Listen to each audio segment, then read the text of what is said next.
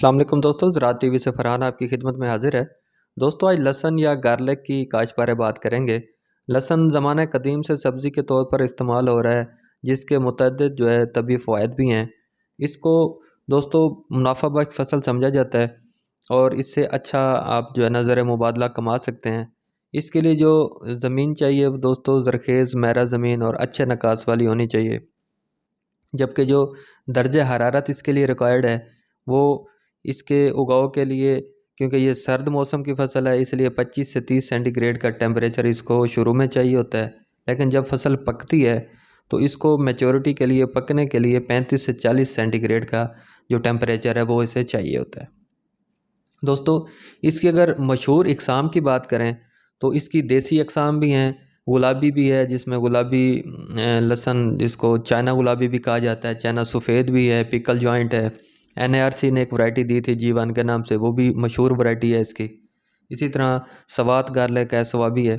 तो ये चंद एक इसकी मशहूर इक़साम है।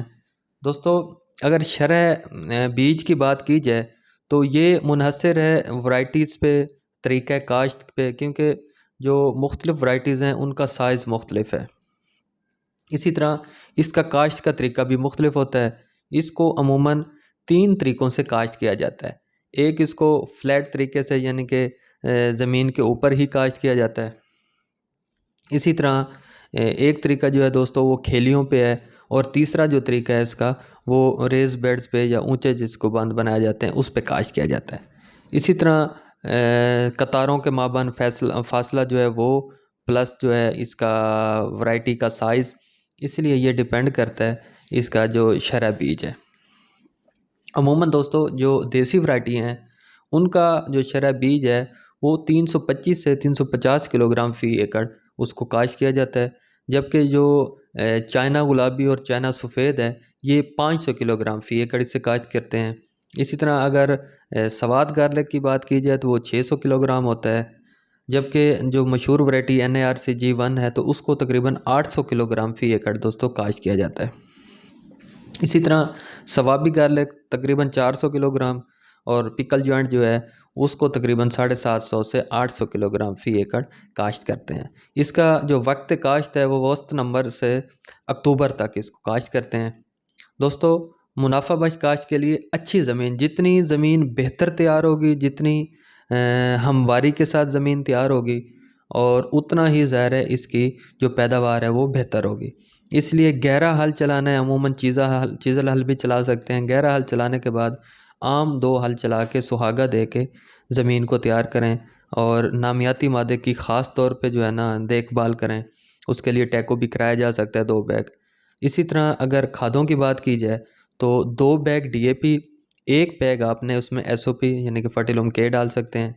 इसी तरह आधा बैग जो है वो उसमें आप फर्टिलोमैन यानी कि अमोनियम सल्फेट का भी लाजमी शामिल करें। दोस्तों जब आपने काश्त करनी है, मैंने आपको बताया कि इसके 3 तरीके हैं। ज़मीन पे भी काश्त कर सकते हैं, खेलियों पे भी, और रेज़ बेड्स पे भी। जब आपने काश्त कर लेना है, काश्त के बाद फ़ौरन पानी लगाना है। पानी जब लगाएंगे तो इसकी पहला पानी इसको फ़ौरन लगाना होता है, और दूसरा पानी भी यक के बाद दिख रहा है, यानी कि 5 से 7 दिन बाद आप लगा दें, फिर ये सेटल होना शुरू हो जाएगा। इसी तरह इसको तकरीबन 6 से 8 पानी रिक्वायर्ड होते हैं। ये डिपेंड करता है मौसमियाती सूरत हाल पे, बाज़ बारिशें भी हो रही होती हैं, ज़मीन पे भी डिपेंड करता है। तो तकरीबन 6 से 8 इसको आप पाशी आप एक फ़सल में हो जाती हैं। दोस्तों जब आपने तीसरा पानी लगाना है तो ग्रीमैक्स का इस्तेमाल करना है, और साथ ही आपने जो है इसमें आधा बैग जो है वो अमोनियम सल्फेट का भी देना है। इसी तरह चौथे पानी में आपने सल्फ़र इस्तेमाल करनी है, स्कूटा। इसी तरह जब 5वां पानी आप लगाएंगे सकुलेंट को इस्तेमाल करेंगे ताकि उसकी बढ़ोतरी को मज़ीद बेहतर किया जा सके।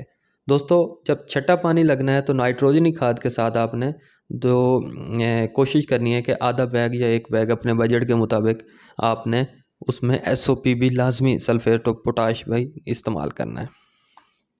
दोस्तों ज़्यादा पानी भी इसको जो है ना कोई जब ये पक रही होती है फ़सल, तो इसको अगर उस स्टेज पे यानी कि छठे पानी पे या 7वें पानी पे इसको ज़्यादा पानी लग जाए तो फंगस लगने के ख़तरात भी होते हैं, और अमूमन उस वक्त क्या होता है कि जो इसकी जो तरियाँ होती हैं वो फटने लग जाती हैं और जो इसके गट्ठे होते हैं वो भी झड़ने लग जाते हैं। इसलिए पानी आखिरी जो 2-3 पानी है वो मोहतात होकर लगाना होते हैं, ज़्यादा हैवी इरिगेशन नहीं करनी होती और ना ही पानी की कमी देनी होती है। इसी तरह जब दोस्तों आपने फसल को बर्दाश्त करना है तो बर्दाश्त से 15 दिन पहले आपने पानी रोक देना है।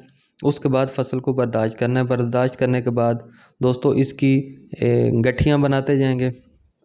जब फील्ड में इसकी वो ढेरियाँ लगाएंगे तो आपने क्या करना है, उसकी जो पत्ते होंगे आपने उन पत्तों से एक गट्ठी को छुपाते जाना है, यानी कि तरतीब में जब रखेंगे तो उनके पत्ते दूसरी गट्ठियों पे आएँ ताकि जो ताज़ा रोशनी सीधी रोशनी उन पे ना पड़े उस टाइम, वो नुकसान दे सकती है। तो दोस्तों जब ये आपने हार्वेस्ट कर लेना है, इसकी छोटी छोटी गठियाँ बना के आपने इनको हवादार जगह पे, खुश्क और हवादार जगह पे आपने इसको क्या करना है, लटका देनी है। अमूमन लकड़ी या बांस की मदद से इसको लटका दिया जाता है। जब ये फसल खुश्क हो जाए अच्छे तरीके से तो फिर आप इसको जून जुलाई में जाके इसको फिर आप प्रॉपर इसको स्टोर कर सकते हैं। शुक्रिया।